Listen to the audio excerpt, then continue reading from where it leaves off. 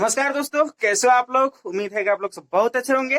चलिए आज हम लोग स्टार्ट करते हैं विलियन का सेकेंड क्लास। हमने पिछले दिन विलियन के बारे में कुछ महत्वपूर्ण जानकारी ली थी और कुछ विलियन के परिभाषा वगैरह पढ़ा था। इसका कुछ हम लोग इंट्रोडक्शन देखे थे। आज हम लोग फिर से स्टार्ट करते हैं विलियन, उसे अधूरे काम को पूरा करने के लिए।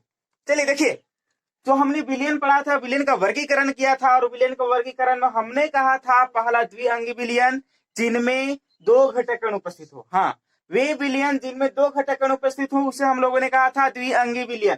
अब चलिए, यही जो द्विअंगी विलियन है आपके पूरे अध्याय में पढ़ने हैं। द्विअंगी विलियन, इस द्विअंगी विलियन को हम लोग इंग्लिश में कहा करते हैं बाइनरी सॉल्यूशन। Binary solution. चलिए देखिए, इसमें तो इतना कंफर्म हो गया कि द्विअंगी विलियन है तो इनके घटक कण दो होंगे, इनमें दो घटक कण उपस्थित होंगे।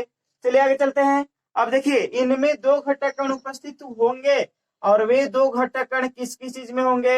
एक आपके पास विलेय होगा और दूसरा आपके पास विलायक होगा। एक आपके पास विलेय होगा और दूसरा आपके पास विलायक होगा। अब चलिए, विलेय और विलायक का कॉन्सेप्ट तो हम लोग पिछले दिन देख चुके हैं। हमने देखा था कि विलियन में जो कम मात्रा में उपस्थित होता है उसे हम लोग विलेय कहते हैं। विलियन में जो अधिक मात्रा में उपस्थित होता है उसे हम लोग विलायक कहा करते हैं। बहुत आसानी से हम लोग सीखे थे। आज हम लोग पढ़ेंगे इसी द्विअंगी विलियन का वर्गीकरण करने वाले हैं। इसी द्विअंगी विलियन का वर्गीकरण। देखिए, पहले आप विलियन का वर्गीकरण पढ़ रहे थे ना, अब इस द्विअंगी विलियन का वर्गीकरण हम लोग करेंगे, वो भी विलेय और विलायक के भौतिक अवस्था के आधार पर।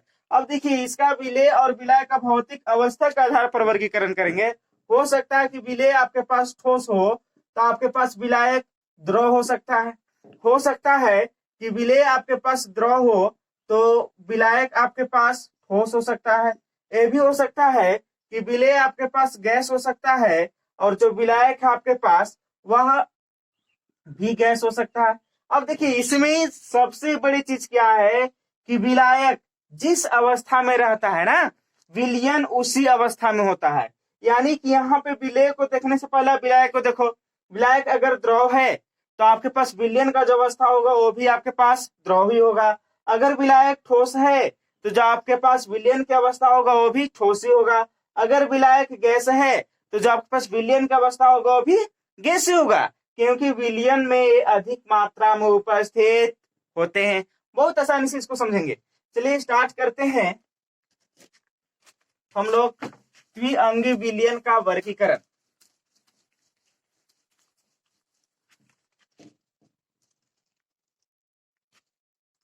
लिखेंगे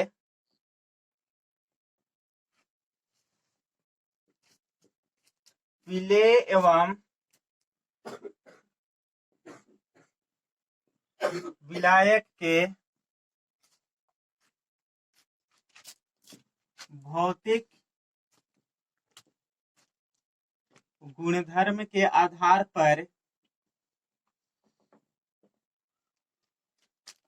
पर द्विअंगी विलियन का वर्गीकरण आज हम लोग यही पढ़ने वाले हैं। अब देखिए, बहुत आसान सा कॉन्सेप्ट है। यहाँ पे लिख लेते हैं विलेय, इसके बाद यहां ले लेते हैं विलायक। चलिए यहाँ पे लिख लेते हैं विलियन का प्रकार। और विलियन का कौन सा प्रकार होगा ये देखने के बाद हम लोग देख लेंगे कुछ इनके उदाहरण। देखो, बहुत आसानी से आपको समझ में आएंगे, कुछ भी दिक्कत नहीं है। देखो, अब अभी तुरंत हम सीखे थे कि विलायक जिस अवस्था में होगा ना, विलियन उसी प्रकार का होगा। अगर विलायक आपके पास द्रव है तो विलियन द्रव होगा। अगर विलायक आपके पास ठोस है तो विलियन ठोस का ही होगा, यानी कि विलियन का जो भौतिक अवस्था होगा ठोस होगा। अगर विलायक आपके पास गैस है तो विलियन का जो भौतिक अवस्था होगा वो गैस होगा।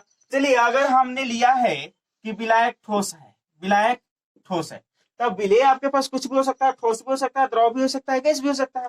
तो पहले अगर हम ठोस ले लेते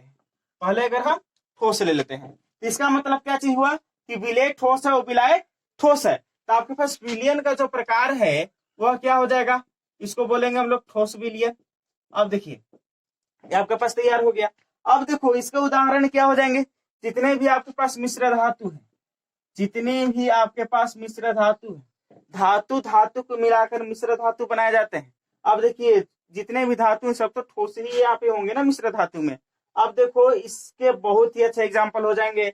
अब फिर से ले लेते हैं इसको, ठोस ही रहने देते हैं, ठीक है, इसको हम लोग ठोस ही रहने देते हैं। अब यहाँ पे ले लेते हैं द्रव, यहाँ पे ले लेते हैं द्रव, और जो विलयन बनेगा उसका भौतिक अवस्था क्या हो जाएगा आपके पास, ठोस हो जाएगा। अब इसका उदाहरण क्या चीज हो जाएगा, देखो यहाँ पे जो विलेय है आपके पास द्रव है, और जो विलायक है वो आपके पास ठोस है, यानी कि जो विलयन बनना चाहिए ना वो ठोस विलयन बनना चाहिए। इसके एग्जाम्पल क्या हो जाएंगे, इसके एग्जाम्पल हो जाएंगे सोडियम के साथ पारे का अमलगम। अब देखो सोडियम के साथ पारे का अमलगम, सबका सिंबल से काम चलाए हैं। चलिए आगे चलते हैं। फिर से विलायक को अगर हम ठोस ले लेते हैं, विलायक को फिर से अगर हम ठोस ले लेते हैं, अब यहाँ पे हम लोग ले लेंगे गैस, यहाँ पे गैस ले लेंगे। अब जो विलयन का प्रकार बनेगा वो तो ठोस विलयन ही बन जाएगा। अब चलिए इसके एग्जाम्पल क्या हो जाएंगे आपके पास, इसके एग्जाम्पल देखिए क्या हो जाएंगे, देखिए ठोस में गैस है, ठोस में गैस है। आप पढ़े हो क्लास 11 को याद करो, हाइड्रोजन के साथ PTPTNI के साथ रिएक्शन करते थे आप वहां पे हाइड्रोजन लेकर के। आज हम उसी मिश्रण की चर्चा करेंगे, H2 का मिश्रण, H2 का मिश्रण PD के साथ देख लेते हैं, ठीक है, यह बहुत ही अच्छा एग्जाम्पल हो जाएगा। अब चलिए विलायक ठोस लेकर के 3 ठो हम जैसे बनाए हैं वैसे द्रव लेकर के भी 3 ठो बना सकते हैं, जैसे कि द्रव ले लिए यहाँ पे, ठीक है। अब हो सकता है कि आप विलय को पहले ठोस ले लो, जो विलयन का प्रकार बनेगा वो क्या हो जाएगा, द्रव विलयन बन जाएगा। इसलिए द्रव विलयन बन जाएगा क्योंकि यहाँ पे विलायक आपके पास द्रव है। चलो इसके एग्जाम्पल क्या हो जाएंगे, द्रव में आप ठोस को डिजोल्व कर रहे हो, यानी कि द्रव में चूंकि विलायक है ना द्रव, तो इसकी मात्रा ज्यादा होगा, इसमें आप क्या डाल रहे हो, ठोस को डाल रहे हो। अब इसके एग्जाम्पल क्या हो जाएगा, जैसे जल में चीनी का मिश्रण, जल में चीनी का विलयन, ठीक है, ये बहुत ही अच्छे एग्जाम्पल हो जाएंगे। जल में चीनी का विलयन, जल में चीनी का विलयन, बहुत ही अच्छे एग्जाम्पल हो जाएंगे। चलिए अब विलायक को फिर से हम लोग रखते हैं द्रव, विलायक को द्रव ही रखा करते हैं। अब चलो देखो यहाँ पे फिर से ले लेते हैं द्रव, आपके पास जो विलय है उसको भी द्रव ले लेते हैं। अब विलयन का प्रकार तो आपके पास द्रवीय होगा। चलिए आगे चलते हैं।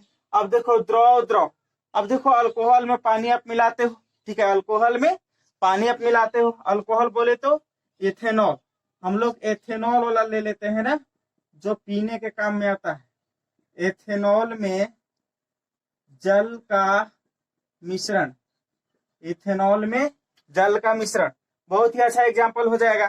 फिर से विलायक को हम लोग द्रव ले लेते हैं, ठीक है। अब की बार यहाँ जो विलय लेंगे उसको हम लोग गैस ले लेते हैं, विलय को गैस ले लेते हैं, और जो विलयन के प्रकार बनाना उसको हम लोग द्रव ही रखा करते हैं। चलो आगे देखते हैं कि ये क्या हो जाएगा, द्रव में गैस घुला हुआ है, द्रव में गैस घुला हुआ है। दोस्तों आप लोग सभी जानते हो जितने भी जलीय जीव होते हैं ना जल में इसलिए रह पाते हैं क्योंकि जल में ऑक्सीजन घुला हुआ रहता है, जल में ऑक्सीजन घुला हुआ रहता है, और उसी ऑक्सीजन का श्वसन कर पाते हैं वे लोग। तो यानी कि इसका एग्जाम्पल क्या हो जाएगा, जल में घुलित ऑक्सीजन, जल में घुलित ऑक्सीजन। चलो ये आपके पास हो गया, आपने देखा विलय को ठोस, ठोस द्रव गैस, बारी बारी से सभी विलायक के ले लिया, जैसे कि विलायक यहाँ पे पहले ठोस लिया था, इसके बाद द्रव लिया था। अब सेम कंडीशन हम लोग गैस वाले में करते हैं, सेम कंडीशन हम लोग क्या करते हैं ना। चलो देखो गैस के लिए, चलिए गैस के लिए थोड़ा सा जगह बना लेते हैं, इसको अब इरेज कर देते हैं।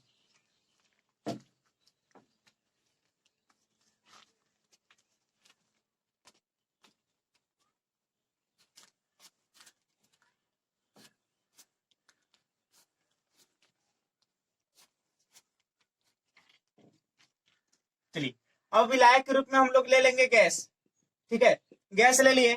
विलय अब हम क्या रखते हैं, ठोस, विलय को क्या रखा करते हैं, ठोस। अब ये जो विलयन बनेगा, विलयन कैसा बन जाएगा, विलयन गैसीय विलयन बन जाएगा, ठीक है। गैसीय विलयन बन जाएगा।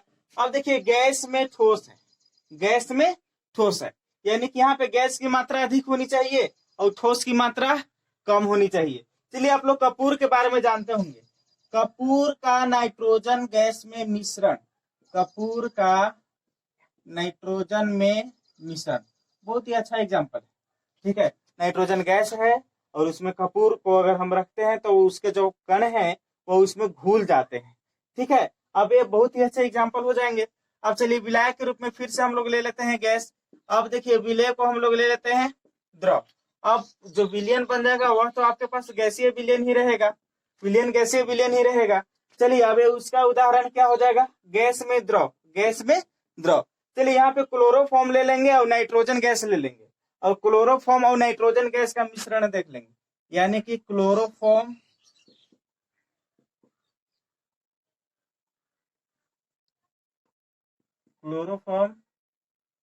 तथा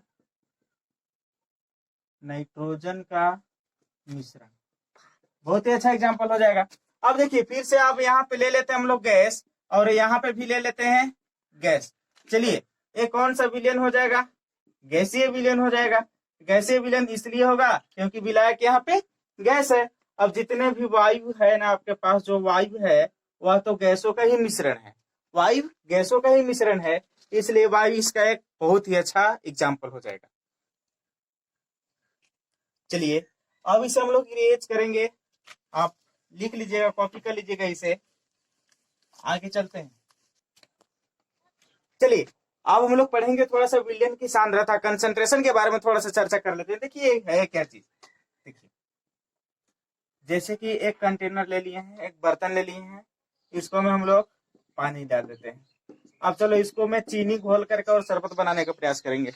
अब अगर चीनी को कम डालोगे तो थोड़ा सा कम मीठा लगेगा, चीनी को अगर ज्यादा डालोगे तो थोड़ा सा ज्यादा उसे मीठा लगेगा। अब देखिए इसमें जो मिठास है इस शरबत का वह डिपेंड किस पर कर रहा है, चीनी पर। चीनी है क्या चीज, विलेय है, चीनी विलेय है, यानी कि विलेय की मात्रा पर डिपेंड कर रहा है कि यह विलयन किस प्रकार का होगा।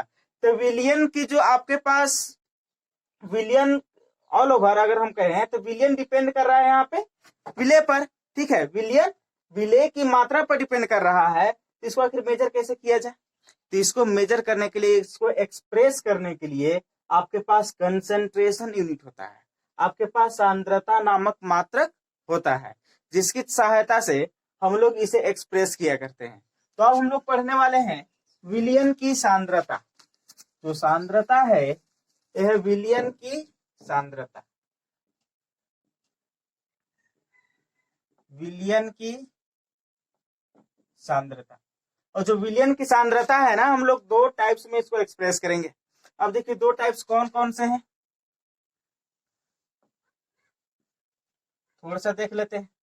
देखिए दो टाइप में है, एक जो वॉल्यूम पर डिपेंड करता है और दूसरा जो मास पर डिपेंड करता है। वॉल्यूम बोले तो आयतन, एक जो आयतन पर निर्भर करता है और दूसरा जो द्रव्यमान पर निर्भर करता है। एक जो आयतन पर निर्भर करता है, दूसरा जो द्रव्यमान पर निर्भर करता है। अब देखिए जो आयतन पर निर्भर करता होगा ना वह ताप पर भी निर्भर करेगा, क्योंकि आयतन ताप के अनुसार बदलता है, यानी कि इसको हम लोग कह देंगे ताप के अनुसार ये चेंज करेगा, ताप पर भी निर्भर करेगा।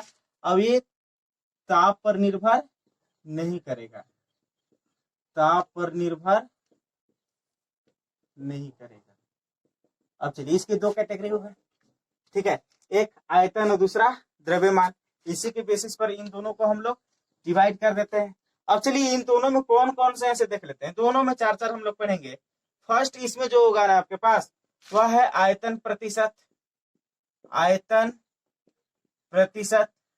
ठीक है, अब देखिए इसको हम लोग परसेंटेज V/V भी कहा करते हैं। जो सेकेंड होगा आपके पास वो होगा द्रव्यमान बटा आयतन प्रतिशत, द्रव्यमान बटा आयतन प्रतिशत, प्रतिशत। इसको हम लोग कैसे डिनोट करेंगे, परसेंटेज W/V। जो थर्ड आपके पास होगा ना वह है मोलरता, मोलरता। ठीक है, जो 4 है आपके पास वह इसमें है नॉर्मलता। ठीक है, अब चलिए इसमें आ जाते हैं। इसमें कौन कौन से हैं? इसमें जो आपके पास फर्स्ट है वह है द्रव्यमान प्रतिशत। ये द्रव्यमान है, पहला मिलेगा आपके पास द्रव्यमान प्रतिशत। ठीक है, चलिए इसको कैसे करेंगे? परसेंटेज W बाई W से डिनोट करेंगे। तो आपके पास सेकेंड मिलेगा ना, वह सेकेंड होगा आपके पास मोलालता। मोलालता, ठीक है, मोलालता देखेंगे। फिर जो आपके पास थर्ड होगा वह होगा आपके पास मोल अंश। मोल अंश, चलिए ये हो गया। फिर फोर्थ जो होगा आपके पास वो होगा ppm। ppm पार्ट पर मिलियन। बहुत आसान है, इसको हम लोग आसानी से सीखेंगे, बहुत ही आसान, इसमें कुछ भी नहीं है। अब देखिए जैक में क्वेश्चन है, या तो आप एकेडमी कर सकते हैं, जैक है सीबीएसई, सबसे ज्यादा क्वेश्चन किस में आएगा? इससे आता है, इससे आता है और इससे, तीन से आता है। यानी कि मोलरता, मोललता और मोलंश, ये तीन से क्वेश्चन आपके पास जैक में आएंगे। तो आप बोलोगे सर ऐसा क्यों पढ़ा रहे हैं, इतनी पढ़ा के सिर्फ आप हमें छोड़ दीजिए। तो ऐसा नहीं है, ये सब आपके पास काम आएंगे, बहुत काम आएंगे। पहला काम तो यह है कि आगे जो आपके पास न्यूमेरिकल सोल्व करने हैं ना, वह पूरी इसी के हेल्प से होगा। ठीक है, इसलिए इन सभी को बहुत बढ़िया से पढ़ना है। इस चैप्टर में हम लोग बहुत ही अच्छा अच्छा न्यूमेरिकल करने वाले हैं। अब इसको कॉपी करिए, इसके बाद आगे चलते हैं। चलिए अब हम लोग पहला इसमें पढ़ेंगे आयतन प्रतिशत, वॉल्यूम परसेंटेज, जिसे परसेंटेज V बाई V कहा करते हैं। देखो इसमें होता क्या चीज है ना, पहले प्रतिशत का मतलब समझिए आप। प्रतिशत का मतलब होता है ना कि 100 में से कितना, 100 में से कितना। अगर आप 100 मान लेते हो मेन, अब 100 में से आप 15 कहते हो, 100 में से 15, तो इसका 15% हो जाएगा। अगर मान लेते हैं कि अगर आपको कोई 100 है, जैसे कि आपको अगर 100 नंबर का एग्जाम होता है तो उसमें अगर आपने 15 नंबर लाया है तो 15% लाया है। अगर इसमें आप 30 नंबर की चर्चा करते हो तो 30% हो जाएगा। यानी कि 100 का 100 का केवां भाग है, 100 का केवां भाग है, यही आपके पास प्रतिशत। तो देखिए यानी कि 100 मान करके इन सभी को हम लोग आसानी से डिफाइन कर सकते हैं। देखिए जो आयतन प्रतिशत हुआ ना, जो आयतन प्रतिशत हुआ, अब देखो ये आयतन है, आयतन मतलब, आयतन का मतलब होगा कि ml में होगा, लीटर में होगा। इसे चूंकि आपके पास हम लोग ml में ही लेंगे, ml में इसलिए लेंगे क्योंकि आप लैब में जाओगे ना तो ml में ही आपको मिलेंगे। 1 लीटर 2 लीटर 4 लीटर आपको नहीं मिलेंगे, वह ml में ही मिलेंगे। 5 ml 10 ml 20 ml 100 ml ऐसे ही आपको नजर आएंगे। ठीक है, तो इसमें देखो होगा क्या चीज, जैसे कि आप 100 ml बिलियन ले लो, 100 ml बिलियन। अब इस 100 ml बिलियन में, अब इस 100 ml बिलियन में जितना विले, जितना विले, जितना विले ml में घुलित होगा। अब देखिए चूंकि V भाई V है, ऊपर भी V है, नीचे भी V है, V मतलब वॉल्यूम, यानी कि दोनों आयतन में है, आयतन में है तो ml में ही ना होगा, यानी कि विलेय भी आपके पास आयतन वाला होगा और विलायक भी आपके पास आयतन वाला ही होगा। तो इसको हम लोग क्या कह देंगे, इसको हम लोग बोल देंगे कि 100 ml विलियन में, 100 ml विलियन में उपस्थित विलेय के, उपस्थित विलेय के ml में मात्रा, विलेय के ml में मात्रा आपके पास क्या कहलाएगा? आयतन प्रतिशत। यानी कि 100 ml विलियन में उपस्थित विलेय कितना ml उपस्थित है, उसी को हम लोग कहा करते हैं आयतन प्रतिशत। चलिए इसको लिख लेते हैं, इसको लिखेंगे 100 ml विलियन में उपस्थित, उपस्थित विलेय का ml में मात्रा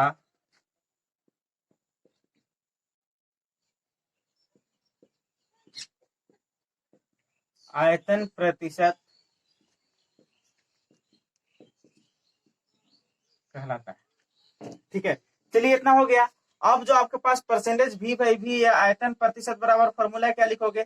आयतन प्रतिशत, जिसे आप लोग परसेंटेज V बाई VV कहोगे। इसके बराबर क्या लिखोगे? देखो आपके पास पहले तो विलेय की मात्रा है ना, वो भी किस चीज में? ml में। तो लिखेंगे विलेय की मात्रा, विलेय की मात्रा ml में, बटा क्या हो जाएगा? जो आपके पास विलियन का आयतन होगा, विलियन का आयतन हो जाएगा।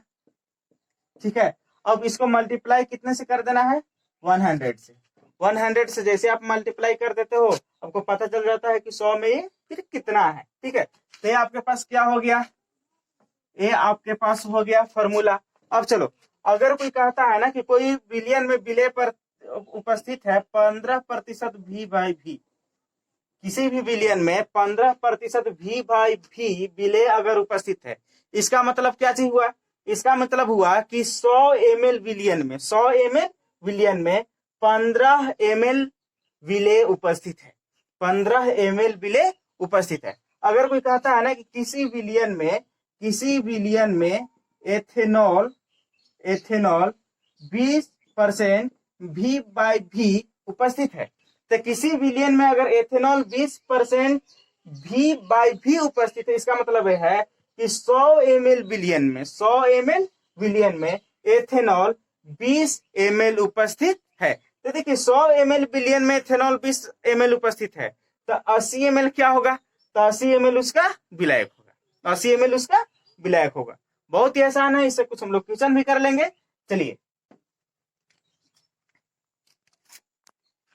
चलिए आपके पास क्वेश्चन है कि 5 ml C2H5OH इथेनॉल है ना, तथा 20 ml जल मिलकर एक विलियन बनाते हैं। देखिए 5 ml आपके पास इथेनॉल है, 20 ml आपके पास जल है, ये मिलकर एक विलियन बनाते हैं। तो कह रहा है कि इथेनॉल का आयतन प्रतिशत ज्ञात करें। अब चलो देखो आसान सा है, 5 ml है, 20 ml है। अब देखो विलय कौन सा होगा आपके पास, इथेनॉल। ठीक है, तो आप लिखो सॉल्यूशन में आपके पास क्या चीज दिया गया है, है विलय कितना है आपके पास, विलय है आपके पास 5 ml, जो कि आपके पास C2H5OH है ना, ये कितना है 5 ml। ठीक है, आपके पास विलायक कितना है, विलायक आपके पास जल है, जल कितना है आपके पास, तो जल हो जाएगा आपके पास 20 ml। ठीक है, अब कह रहा है कि C2H5OH यानी कि विलय का आयतन प्रतिशत निकालना है। तो विलय का आयतन प्रतिशत निकालना है तो देखो परसेंटेज V बाई V, यही ना आयतन प्रतिशत होता है। इसका मतलब क्या चीज होता है आपके पास, विलय का आयतन लिख सकते हैं, क्योंकि यह विलय का मात्रा हम लोग ml में लिए थे। ठीक है, इसका आयतन लिख लिए बटा यहाँ पे क्या होता है, विलियन का आयतन। ठीक है, और इसको मल्टीप्लाई कितना से कर देंगे, 100 से। देखो यहाँ पे विलय का आयतन तो डबल है, विलायक का भी आयतन डबल है, लेकिन विलियन का आयतन तो दिया हुआ है नहीं। अब विलियन का आयतन निकालो कैसे, तो विलय और विलायक को मिलाकर के ही ना बनता है। तो आपको अगर विलियन का आयतन निकालना होगा, विलियन का आयतन, तो विलियन का आयतन बराबर क्या लिखोगे आप, विलय का आयतन प्लस विलायक का आयतन। ठीक है, अब देखिए विलय और विलायक आपके पास कितना है, 5 + 20 बराबर कितना हो जाएगा, 25 ml। तो देखिए जो आपके पास विलियन का आयतन मिला, कितना मिल गया, 25 ml। बस अब इसको आप पुट कर दो, विलय का आयतन कितना है 5 बटा विलियन का आयतन कितना हो गया 25, मल्टीप्लाई कितना से कर देना है, 100 से। चलो इसको कट कर दो, 4 बार में जाएगा ना। अब चलो कितना आ गया आपके पास, 20। ठीक है, 20%। ठीक है, यानी कि कहने का मतलब है कि जो आपके पास विलय है कितना प्रतिशत उपस्थित है, 20%। चलिए दोस्तों आज इतना ही, नेक्स्ट लेक्चर में हम लोग इसको आगे बढ़ाएंगे और नेक्स्ट बहुत सारे न्यूमेरिकल को करेंगे। आज इतना ही, और आप अगर पिछले वीडियो नहीं देखे होंगे तो जरूर देखिएगा, आपको बहुत हेल्प मिलेगा और आपको बिल्कुल फ्री ऑफ कॉस्ट सब लेक्चर मिलेगा 1 to 16। बिंदास रहें, पढ़ते रहें।